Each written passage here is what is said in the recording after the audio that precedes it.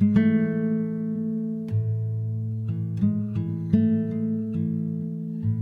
name is Justin, and I am a son of God and an addict, and the host of the RECO12 speaker meeting. And thanks to my God, the steps, and the fellowship of other addicts, I am sober one day at a time since June 19th, 2015. And for that, I am beyond grateful. Welcome to RECO12.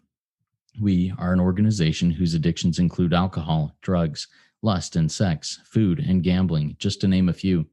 We come together from all places, faiths, and backgrounds to learn the similarities of addiction and to gain tools and hope from others who are walking a similar path. We invite recovering addicts with at least 1 year sobriety and who are actively working their recovery in their respective fellowships to share their experience, strength, and hope on a live Zoom webinar each Friday at noon Central Time for 20 to 25 minutes. Then we, the live audience, get the opportunity to ask questions of the speaker for another 20 to 25 minutes. If you are hearing this meeting in recorded podcast form and would like to participate as a live audience member in the future, please go to www.reco12.com, that's RECO12.com, to learn more and submit your email address there to receive weekly invitations. RECO12 is a self-supporting service, and we appreciate your help in keeping us working our 12th step in this manner. We gratefully accept contributions to help cover the cost of Zoom platform, podcast platform, web hosting, and administrative costs. To contribute, you can go to reco12.com /support, or you can click the link to PayPal that will be here in the chat of the live meeting and also in the show notes of the podcast. When you contribute, please specify the meeting number. This is meeting number 62. If you have not yet subscribed to or have not reviewed or rated RECO12 in your podcast platform, please go and do it. Doing so really helps us work our 12th step by getting the word out to more people interested in recovery and in people interested in hearing others experience strength and hope. One more word about our speakers before we introduce today's speaker. When we line up a speaker for a meeting, we ask them to seek guidance on what and how to present so that they can reflect the light they have been given. That light will inspire hope, meaning, worth, and growth in us, the listening audience.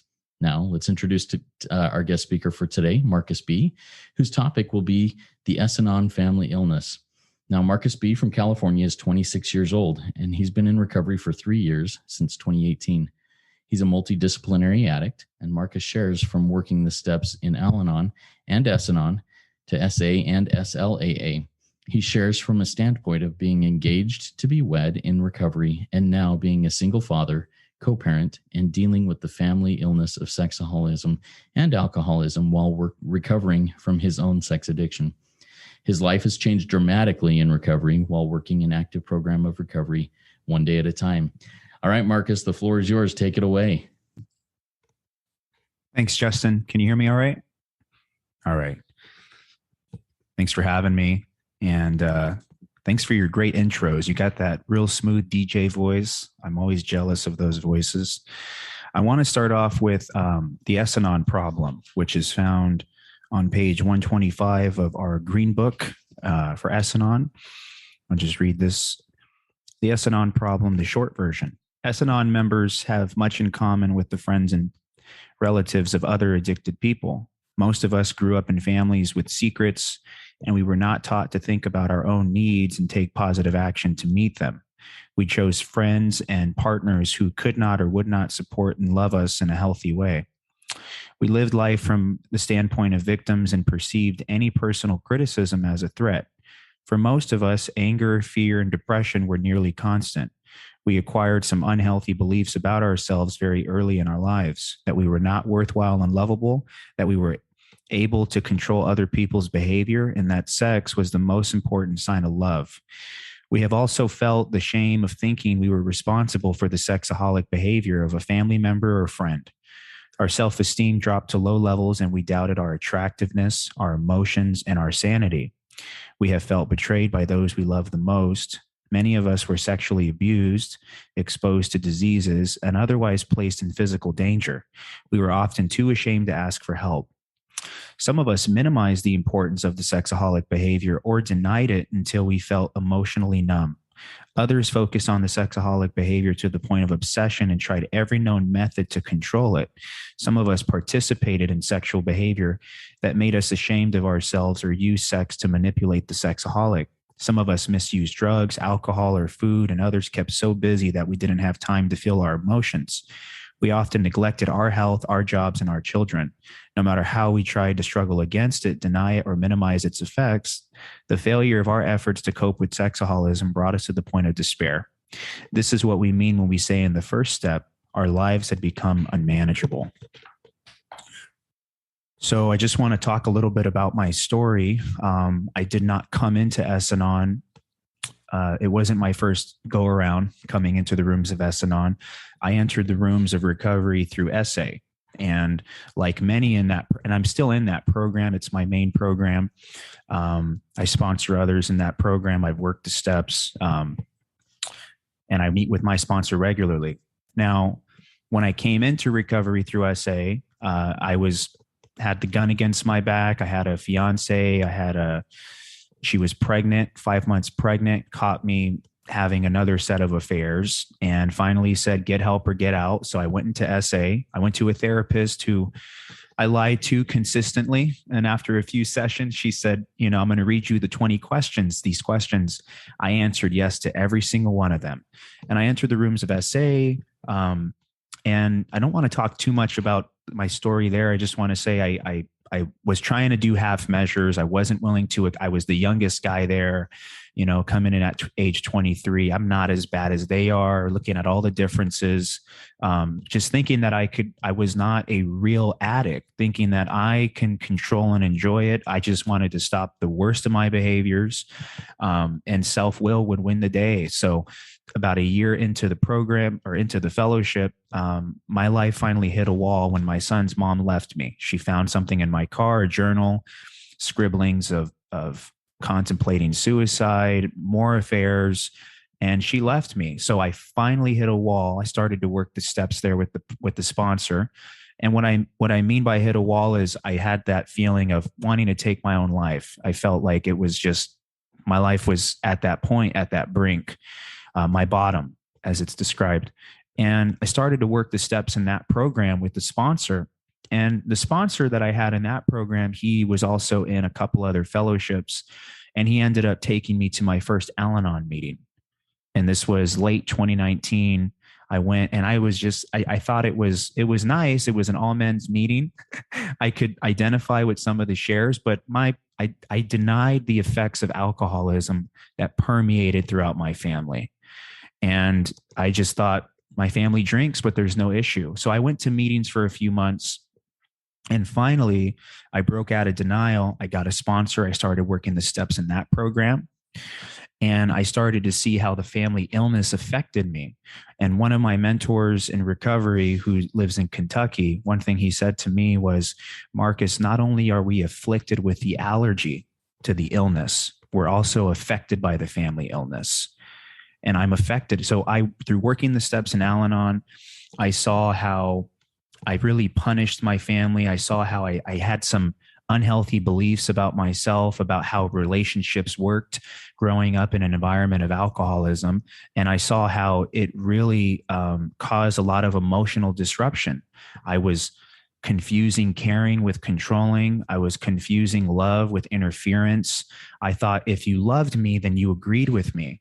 And if you don't love me, you don't agree with me. It was just this black and white sort of alcoholic home disruption that I carried with me, and one thing in the Anon programs before I came into S-anon was that my Al-anon sponsor would say things to me like, Marcus, we attract our emotional equals. And what I realized, that being sober in SA, working a program of recovery, there was something that my sponsor told me when I told him, we're going through some fourth step work, I think. And I said, yeah, I'm the guy who's in the room. I'm the guy who's eyeing all the women, who's going after the kill. I'm the shark in the water. And my sponsor stopped me and said, Marcus, you're not the shark in the water. You're the chum in the water. You're sitting chum for another sex addict to come and swallow you up. Because as in our literature, it says that first we're addicts, then we're love cripples. And that's what I developed at a very young age. I was a love cripple, and I'll get into some of that right now. But I just want to talk how I came in S-anon. So I went through the Al-anon, and understanding the family illness of alcoholism, I realized that through some of the shares, a lot of the shares, they would talk about being attracted to alcoholics. Their picker would be attracted to that sort of alcoholic personality. And I, through doing a sex inventory a few times, I realized a lot of my partners, girlfriends, ex, my son's mother, they didn't have problems drinking. What I realized is that early on in my early relationships, I had a lot of sexaholic partners, partners that exhibited sexaholic behavior. And I was the one that was cheated on. I was the one that was trying to control, and I felt unworthwhile and unlovable. I thought I could control it with ultimatums. So I'll get into some of that. But understanding, I started to have this realization that my picker doesn't find alcoholics. My picker finds other sex addicts. And before I came into S-anon, there was a convention that I went to virtually in Atlanta, that I listened to, and they had a topic that they had a bunch of single sexaholics that were sharing on the topic of dating. And through observing all their shares, what I found is that they were all dating and came to realize that they were dating other sexaholics, like, people that were either untreated or in recovery themselves. And I saw that was me. So I reached out to a few members in my SA fellowship. I said, hey, is there any S-anon meetings? I just started to look for S-anon, and I couldn't find anything locally. And I was put in touch with Kevin H., which you've had on this podcast. And Kevin H. introduced me to an all men's S-anon group. And I've started working the steps with a sponsor in that particular fellowship. And it is probably the hardest program that I have been working the steps in. There's so much, because with Al-anon, I'm faced with alcohol. There's kind of this divergent. You're looking at alcohol and what it does. And with my addiction and Sexaholics Anonymous and with SLAA, I'm looking at how my behavior. But in S-anon, I'm looking at everything. No, there's no behavior. There's no agent of alcohol. It's just me. It's everything I read in that S-anon problem, feelings of being unworthwhile, feelings of feeling unlovable, So I want to share a little of my story, how the family illness permeated my life. So at a very early age, about 5 years old, my parents were very young. My dad and my mom was 15 years old when my older brother was born, and she was 17 when I was born. And my father was just a few years older than her. And I'm a middle child of 3 boys. And we grew up in a private Christian household. And my parents came from very violent backgrounds. When I was born, my dad was facing his 3rd felony charge and beat the case and turned his life around and got saved. And he was doing his own 12-step work in his faith tradition. He was bringing people from the streets, trying to get them in our faith tradition. So we had people that would stay with us sometimes. And my mom was tending to my younger brother who was just born.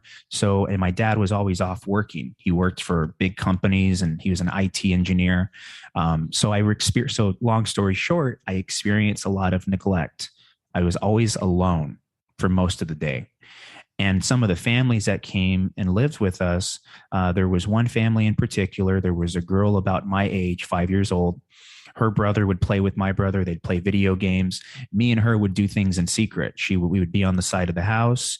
I remember very vividly, she would tell me to go pick flowers for her. I'd run to the front of the house, pick flowers, come back, and she'd give me a kiss. And we would do things in secret. We would do things in the closet, in the bathroom. And I think of all the big book stories in the back of the big book where they took that first drink of alcohol and it just lit them up. That's what happened with me.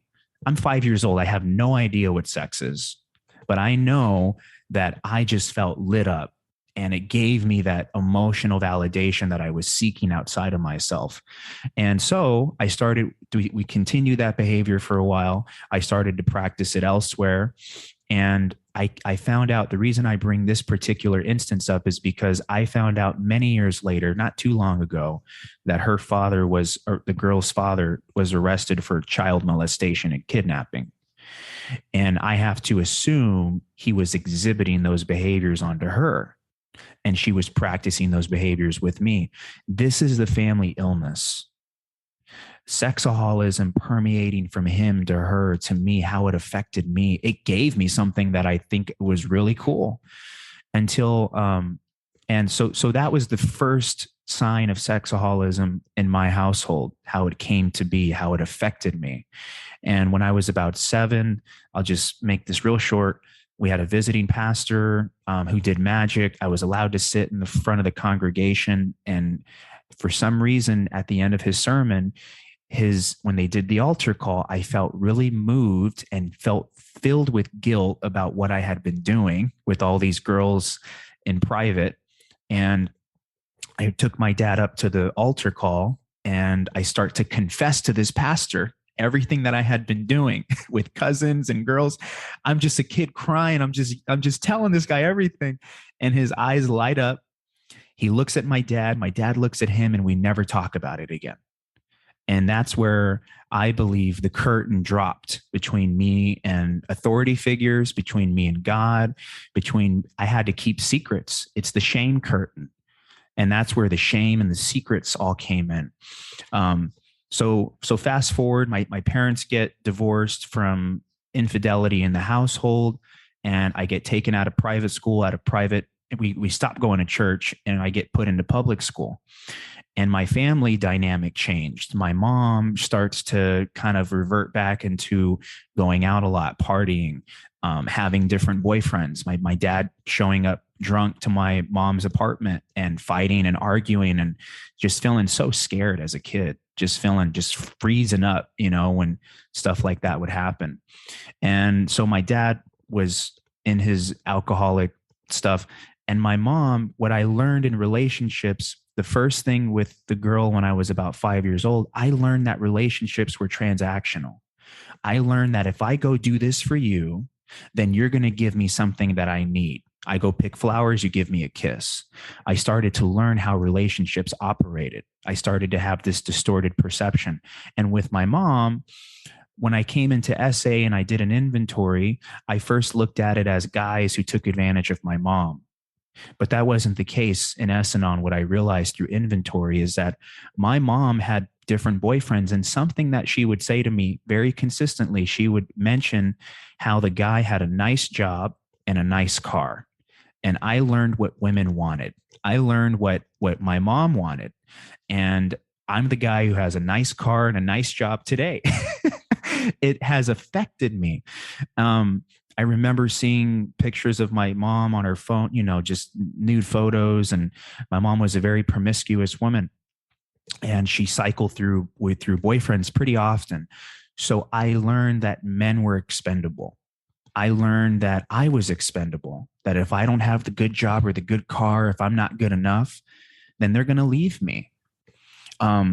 So these are the things that I carried with me as I grew up, and how the family illness affected me.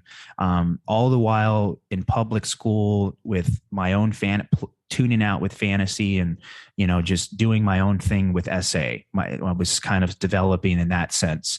And a lot of it was feelings of inferiority, feelings of not being good enough.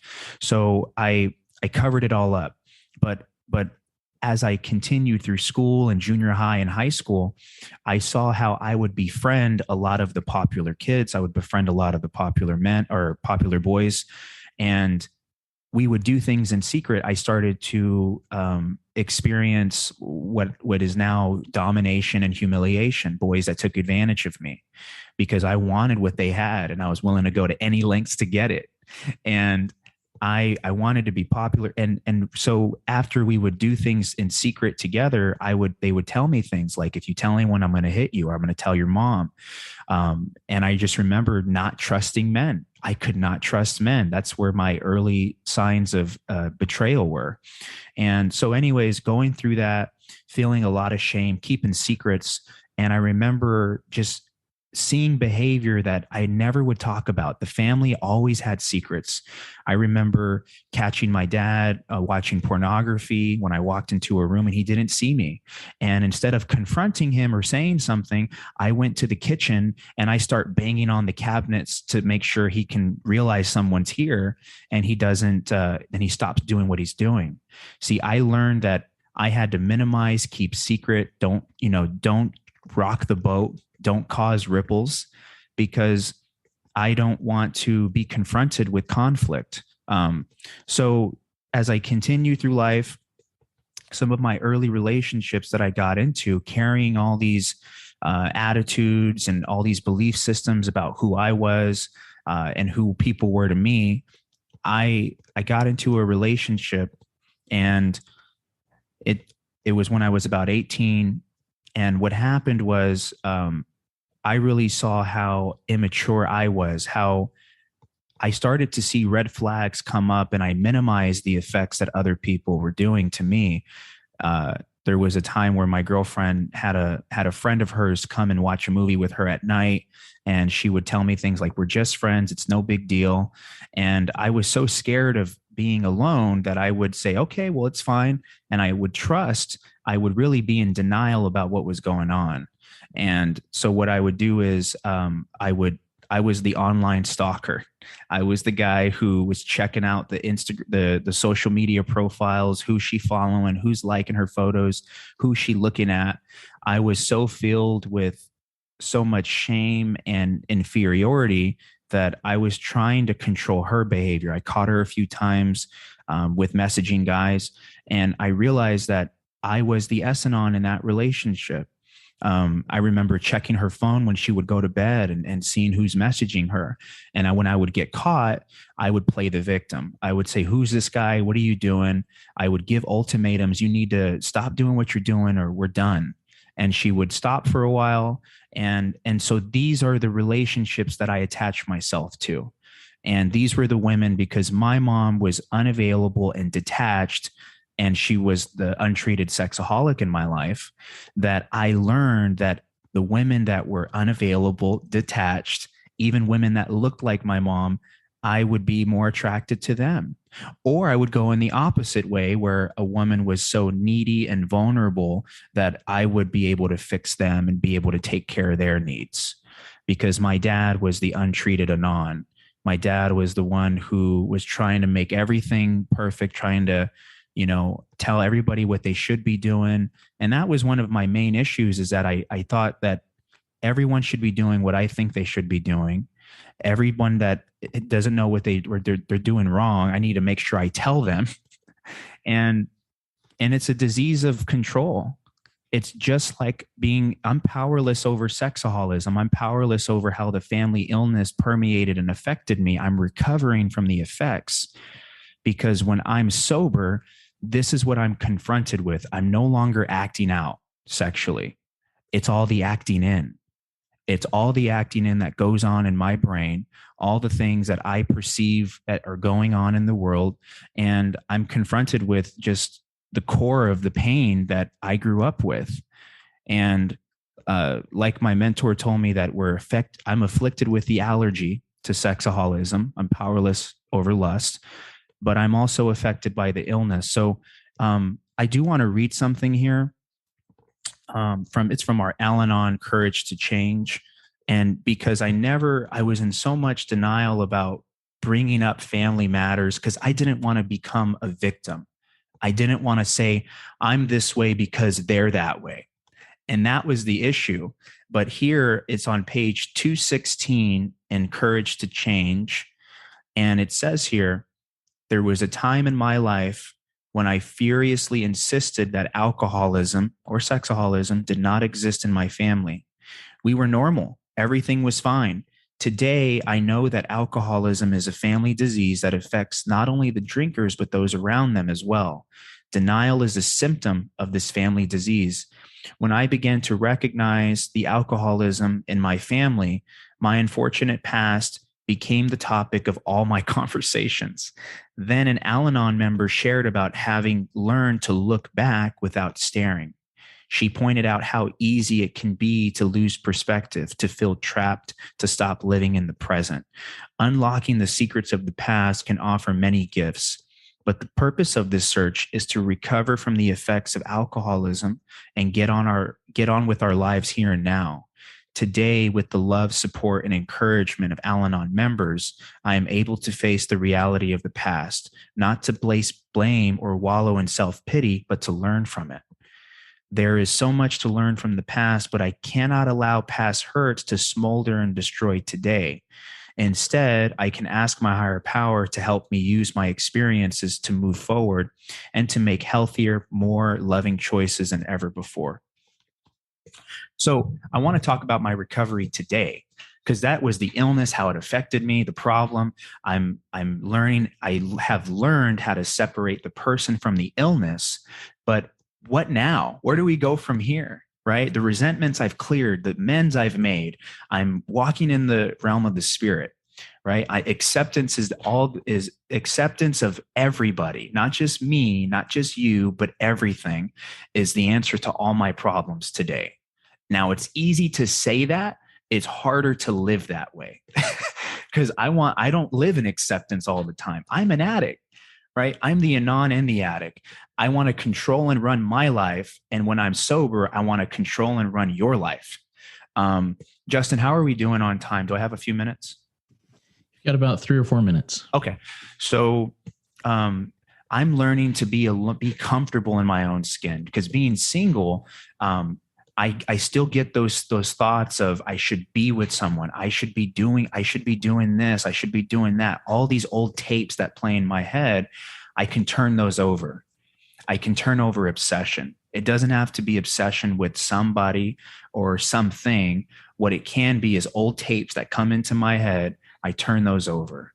And I also have learned a lot about my character defects. Like when I was with my son's mother, when we were engaged, I was so financially dominant. I made all the decisions for us without ever consulting her. I chose what house we bought. I chose what business vehicle we purchased. I even chose her profession. She was going to work with me. I made all the major decisions without any input. I knew nothing about emotional boundaries. I did not know where I ended and other people began. I was enmeshed. So what I'm learning today is that I don't have to keep walls up. Just because my family is untreated, in both addictions, doesn't mean I can't have relationships with them. But I'm still that little boy inside. I'm still that little boy that, I've had to learn how to set boundaries, like stop giving my brothers money, because I know where it's going. Stop, being involved in the family chaos. I've put myself outside the family bubble. And sometimes when I'm outside that bubble, I want to stay outside the bubble. I don't want to go back in and participate in life with my family. And that can also be damaging. So I'm learning to maneuver through having boundaries, but not being so rigid with my boundaries. Because some days, some things, I think of the slogan, how important is it? Some days I can tolerate more than other days. I can be around my dad. I can be around my dad. He comes over every weekend. My dad helps me with my son as a co-parent. We're getting ready to potty train my 2.5-year-old son. And my son's mother and I are good friends today. And one thing I'm learning is how to have platonic friendships with women. Because the way my relationships worked was I have sex with someone and then I find out if I really like them or not. I never knew how platonic friendship, how courtship, there's all these steps. And as a sex addict, I think of the last one, which is sexual intimacy. And I've learned that sex is optional today, but intimacy is not. Intimacy is something that I can express with other people in recovery, outside of recovery, men and women. And I don't have to get so emotionally enmeshed. I allow people to earn my trust, because I would just give my life story away to anyone who asked me, especially a woman, because I just threw everything out there. I had no idea how to keep my mouth shut. So I'm learning that. I'm learning, so just being comfortable in my own skin, learning how to be a friend, learning how to reconnect with men. That deep betrayal and distrust for men was something that I still can deal with today. And sponsoring men and being in touch with men, going golfing. I go golfing and go to church with a guy from my home group.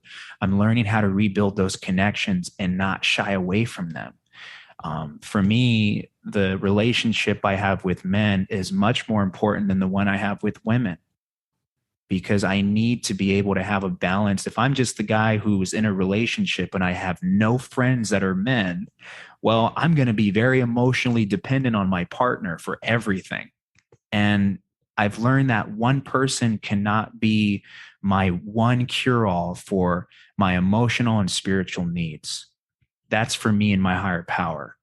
And I'll end with this, I'm out of time, is that I love the fifth step, something my Al-anon sponsor, he says, Marcus, the fifth step shows you how your relationship should operate today. He says, your relationship with God, the fifth step says, admit it to God, to ourselves, and to another human being. He says, your relationship with God comes first, and then God helps you with your relationship with yourself, finding that intimacy within me. And then whatever's left over, I give to another human being. So that is the threshold of my recovery today. And thanks for having me, Justin. Marcus, that was awesome. Thank you so much for that share, for your vulnerability, and for your wisdom. In 3 years of being in the rooms of recovery, you share very powerfully, and I really appreciate that. A quick reminder to our live audience before we continue on here. If you have any questions for Marcus, please type them in the Q&A bubble at the bottom of your screen. It looks like two speech bubbles over the top of each other. And we've had a couple of questions come in, and I've written down a few. So we'll get right into that Q&A portion here, Marcus. First one is from Chaya. Chaya says, thank you so much for your vulnerable, authentic, raw share, Marcus. I'd love to hear your feedback on the following, and then this is shared. I have grown to have compassion and acceptance for myself and my mom through my step work in SLAA, and don't carry as intense of a resentment. Now, my struggle is how to stay in a calm relationship with a mentally ill, in denial, so no meds, parent who is constantly complaining about not having a partner and emotionally still in her love addiction desire mindset. How do I stay sane and in serenity while still being in vague occasional contact with her? She wants a mushier relationship, but I cannot offer that. I actually wrote down a similar question to that. So what are your thoughts on that, Marcus? Yeah, thanks, Chaya. And congratulations, Chaya, on your big news. That's a great question. Navigating the relationships with my family. I remember when my Al-anon sponsor, when COVID hit, we were meeting at bars because they're the only place that were open. So two Al-anons meeting at a bar for step work. That's funny. And he grabbed a napkin and he told me, he says, Marcus, he drew a circle in the middle of the napkin. He goes, this is the illness. And he drew a couple circles. And he says, the first outer circle is the family. It's the closest one to the illness. And then the other one is our relationships. The other one's coworkers, strangers, and the circles went larger. He says, our illness permeates and it affects the family first. Then it affects our relationships and our coworkers. It starts to permeate outside of our lives. He said, our recovery works opposite. Our recovery works from strangers in recovery rooms that we connect with. And then we start to practice these principles with strangers, with people on the road, coworkers, and then with our family.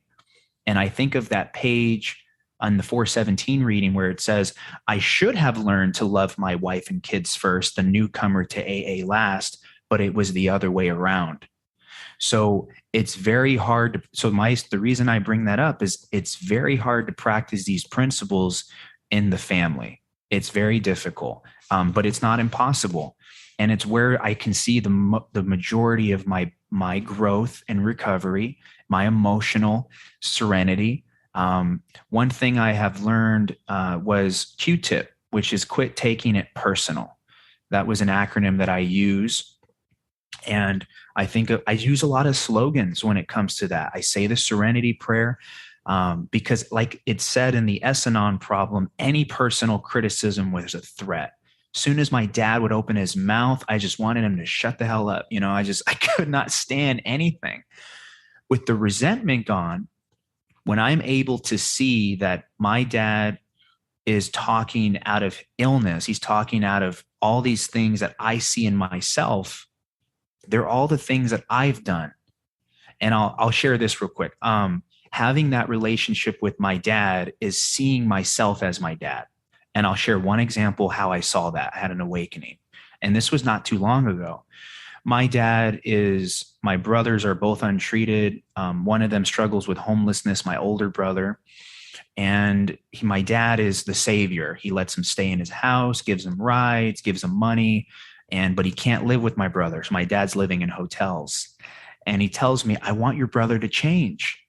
And I said, I didn't say anything, but why would I change if I'm getting my rent paid, getting money, getting free rides? I'm not going to change. Life's good. But what I saw is how my dad couldn't see his issues with my brother, how he was enabling.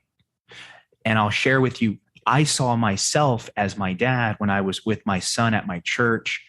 I was getting balloons for the kids all set up, all these toddlers running around, and they're all pushing each other. And my son gets pushed and he starts crying. And I get real upset. I walk into this wave of toddlers. I pick my son up. I grab water balloons for him. I give him the water balloons. I place them on the ground in safe ground. And I'm doing the same thing my dad's doing. I'm not allowing my son to deal with the pain of life, getting pushed around. I want to protect my son, and I want to do for him what he can't do for himself. I'm playing God. My dad's playing God. I'm playing God. So my relationship with him is to know that I'm more like him than unlike him, and I can detach with love.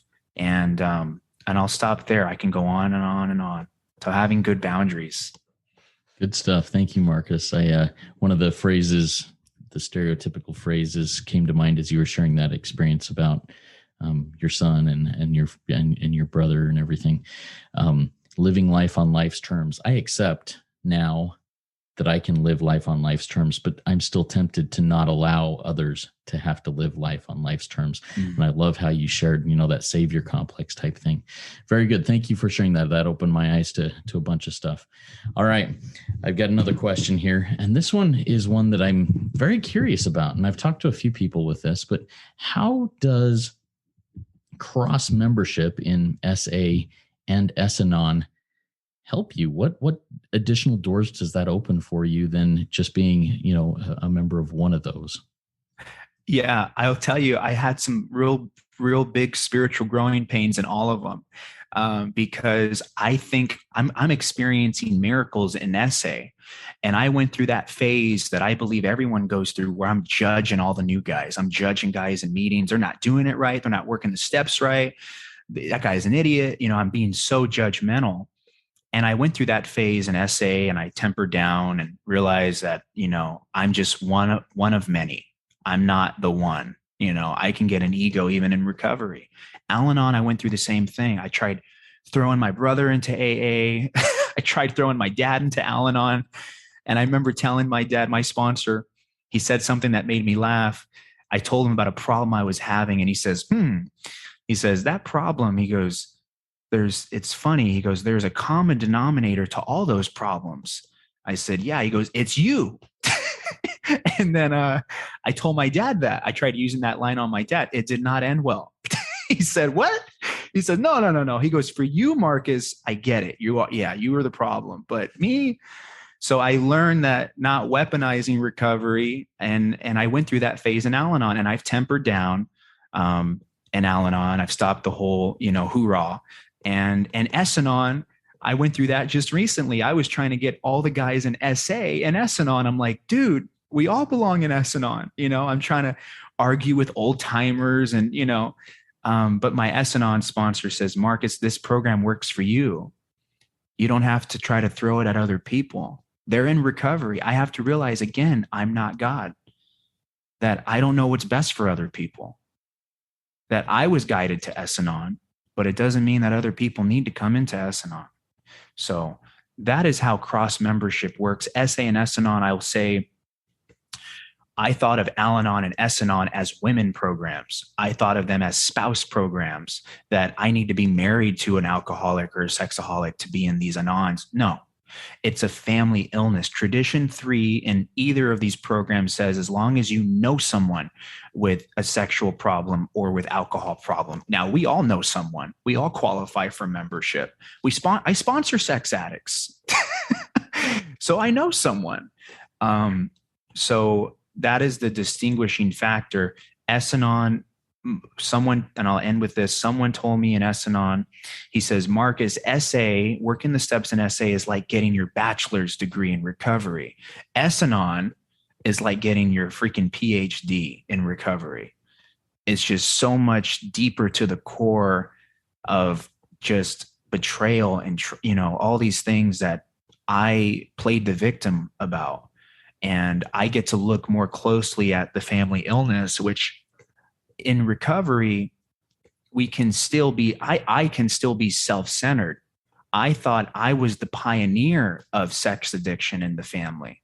I'm the sex addict. I'm the problem, which is true. I'm the problem of all, I need to focus on my side of the street, focus on myself, but I'm not the pioneer of sexaholism in the family.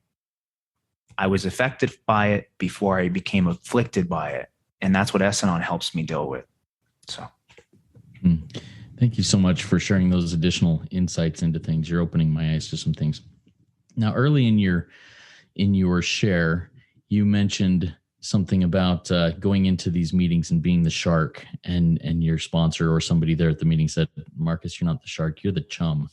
Tell me a little bit about how that lights turned on in your head and how that has affected you moving forward, that little insight and that truth nugget. Okay. Yeah. My SA sponsor, my old SA sponsor told me that when I was, kind of dumping on him and we were doing step work together. And it was this slow realization that I am the chum in the water, that being what we call an SA as being lusted after is really, I am so afraid of being alone. I remember when I was 19, I had my apartment, I was working a job. I could never be alone on my days off. I always had to make sure someone was with me, a woman. I was trying to, but I saw it as being a bachelor or whatever, but I was so afraid of being alone. So I give my power away to other people. I make people God, and I make God people.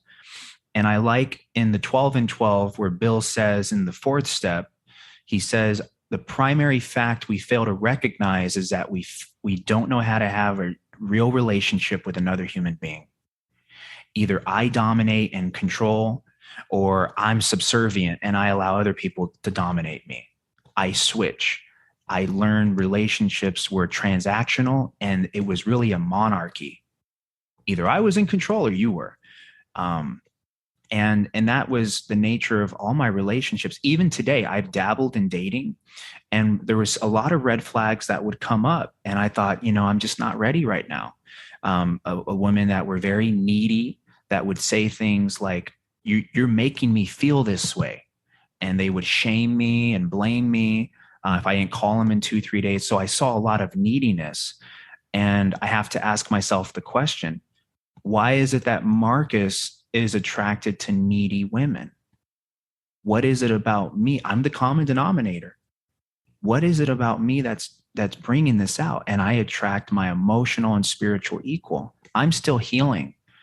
And that is knowing that if I find someone who's emotional and needy, I'll get sucked up into their lives because I want to be lost in someone else's problems. I don't want to look at mine. And that is being the chum in the water, getting swallowed up. One of the thoughts with that crossed my mind as you were sharing that. Initially, I thought the chum in the water, I would be a victim if I'm the chum in the water. Mm-hmm. But I'm chum with with self-will, with agency. I'm putting myself out there. And is a willful piece of bait, is it a victim? No, I think it's a lure. I think it's put in there to trap somebody. So I'm still being, and not to use the word predator loosely, but I'm still the one that is putting that out there. And I think that's really important to see, at least for me. So thank you for sharing that again. I'm getting some good stuff here, Marcus. Thank you so much. You also mentioned, and once again, a reminder to our live audience, if you have questions, type them in the Q&A window at the bottom of your Zoom window. We'll be happy to get to those. You mentioned hey, when I first went into an SA room, you were the youngest one there, and the thought of I'm not as bad as these guys. And I've talked to other people who go into these rooms and say, these guys are nowhere near what I've done. I'm a mess. This room won't work for me. And it's the same both ways. I'm not as bad, or I'm way worse than. How do you get past that type of thinking and move into healthy recovery when you go into these rooms? Awesome. Yeah. The leveling of pride. It sometimes I like the spiritual appendix in the back of the big book because it comes to us over time. I'm the educational variety. I came in with so much pride, which was covering up all my fears, because I slowly came out of denial about I crossed gender boundaries, species boundaries, legal boundaries. I was probably, it wasn't about being more sick or less sick. It was about realizing that I'm powerless over this addiction. And for me, powerlessness is not something that I can admit verbally. It's something I have to experience inwardly. Because in our literature, in the big book, it says we had to concede to our innermost self. For me, that took going to a lot of meetings to realize I'm a real sexaholic. I can't control and enjoy it. I had to burn a few more logs. I had to realize that I'm hitting a wall. And finally, like I said, the bottom that I experienced was I quickly got into another relationship after my son's mother left me. And I started to lust outside of that relationship. And she was quote unquote perfect, made as much money as I did, beautiful. And I realized I was powerless. The next one wouldn't save me. And I hit that wall. So for me, it had to be taking my own life. That was kind of where my leveling of pride, it fell from me. And I finally started to work the steps. And there was still struggles with conception of God, I learned a lot about God and how my misunderstanding of God was getting in the way of allowing him in to my heart. And for me, the center, like with most people that come into the rooms, I have to understand what the core issue is. I think it's the relationship. I'm trying to get her off my back. I think it's my money problems. I think it's all these issues. I think it's because I'm schizophrenic or I'm bipolar, all these things I get diagnosed with. But in the 9-step promises, it tells me all those things get dealt with for the most part through working the steps, all the things I come in with, which I won't repeat the 9-step promises, but it took time for me to finally realize that. About a year of going to meetings. Very good. Thank you for sharing that. And what you shared there about your perception of God. I actually have a question based on that. You mentioned in your share about how your interactions with people through your youth and childhood shifted your beliefs and influenced your beliefs in life. Did those also influence your beliefs in God? And if so, how have you come back around, or how are you coming back around to maybe seeing God a little bit more clearly, not as influenced by the experiences you've had with others in your life? Okay. Yeah, that's a good one. I remember I went through a few experiences with that. I remember my sponsor, I was sitting at his house and we're talking, and he says, Marcus, you're a sales guy. You like to hit your numbers. You like to chase after things. And I said, yeah, I like to. He goes, what if you're really running away from something? And I said, oh yeah, I'm running away from fear. I'm running away from financial insecurity. And he said, no, those are attitudes and emotions that are inside of you and ideas. He says, what if you're really running away from God? And that was kind of the start to, and we started talking about God. I loved church as a kid. I loved to go to church before I had that issue with the pastor that came up. And I had these healthy fantasies of of singing for the church and performing. I was the kid in front of the church service that was raising his hand, fearlessly. I loved God. I had a relationship. But when that curtain dropped, when the shame hit me, I could not trust authority figures, meaning I put all that on God. God was a shameful God. He was untrustworthy with everything. I had to keep secrets. He was out to get me. And I was unimportant. And so I carried all those beliefs with me.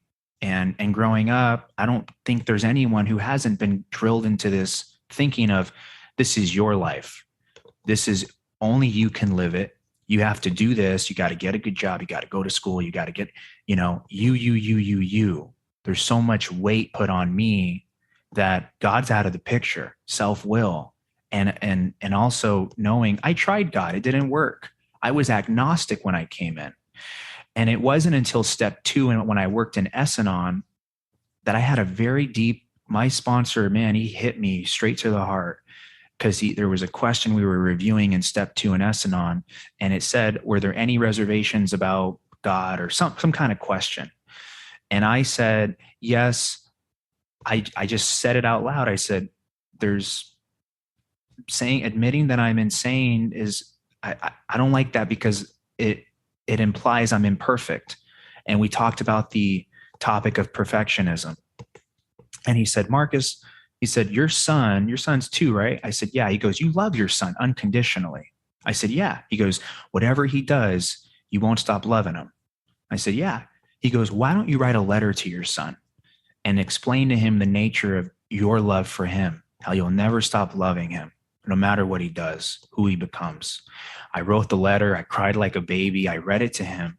And then after I read it to him, the next time we met, he says, okay, why don't you cross out everywhere it says your son's name and put your name? And you sign the letter by God. And God loves me no matter what I do. He loves me no matter what I've done. And he'll never stop loving me, whoever I become. And it was this deep connection with a power greater than myself, to know that there is a presence of God in my life today. And sometimes it doesn't feel like it's there, but it's because I start to wander off. I chase after something when I'm really running away from God. Urgency. So I think that answered the question. Thank you so much for sharing that. And I love that exercise that you did with the letter to your son and then to yourself by crossing out his name. Got another question that came in from our live audience. And if I butcher this name, I apologize. Dinere asks, what experience could you share on a few acronyms that have helped you in recovery? Maybe HALT or KISS or Q-tip, as you shared earlier, or any of the other ones.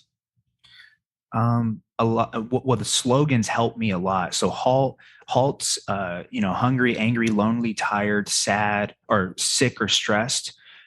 Those are some key ones. Those are really key things for me today. Am I dehydrated? Am I, when I start feeling foggy in the head, I know that I got to take care of my basic needs. Self-care. I learned in the Anon programs that self-care is not selfishness.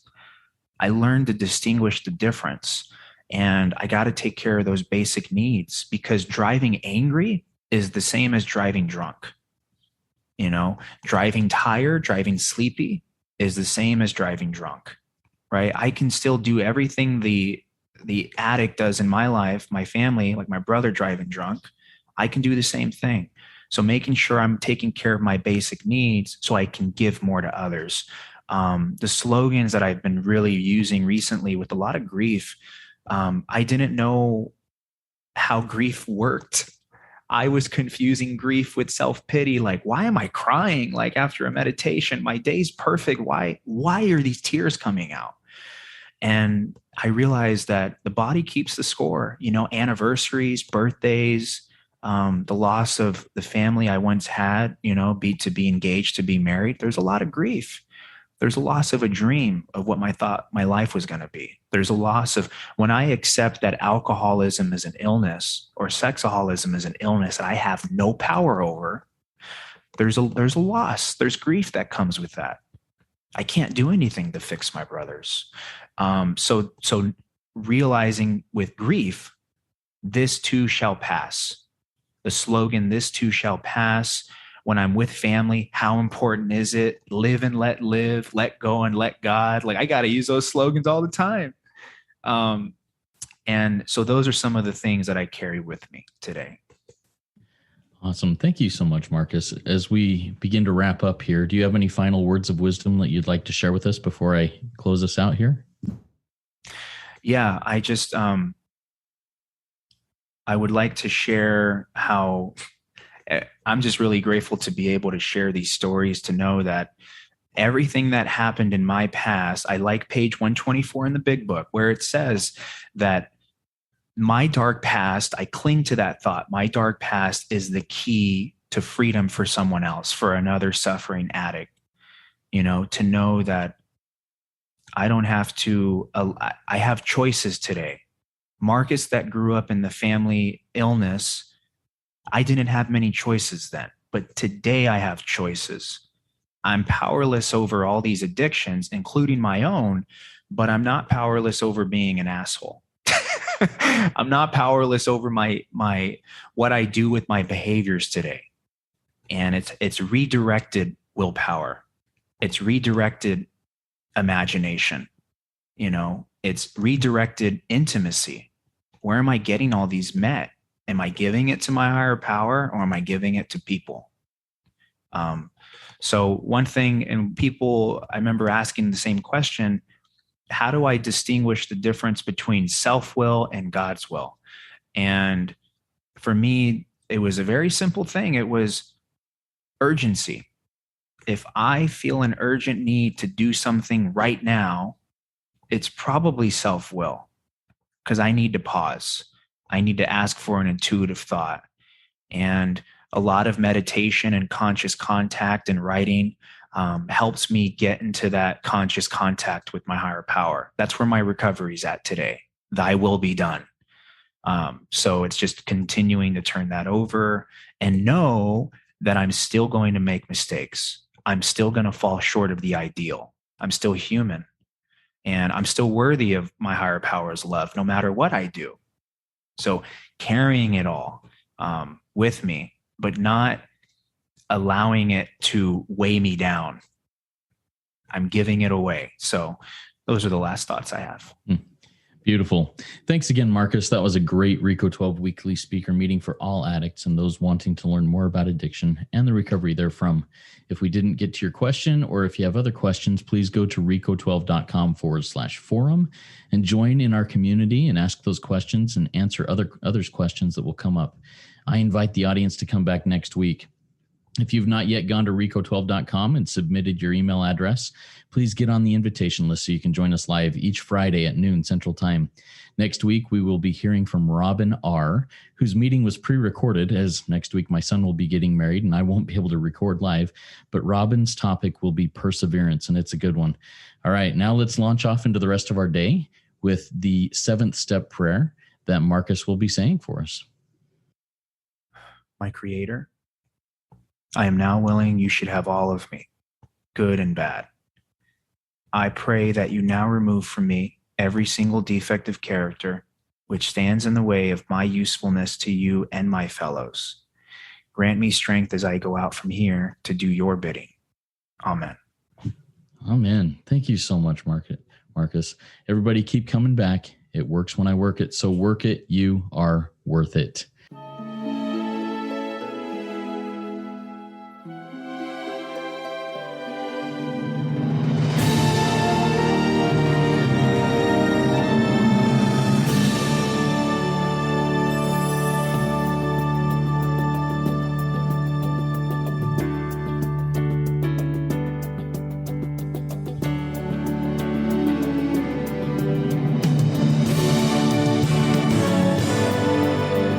Standing still a moment, carving out this time, reflecting on the landscape of this life of mine.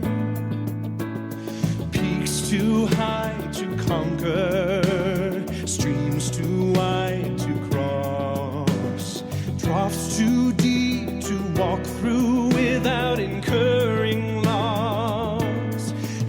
here I am, still standing tall, despite the rough terrain. One like me survived the storms and walked through wind and rain. Still standing, I will fight the good fight, still searching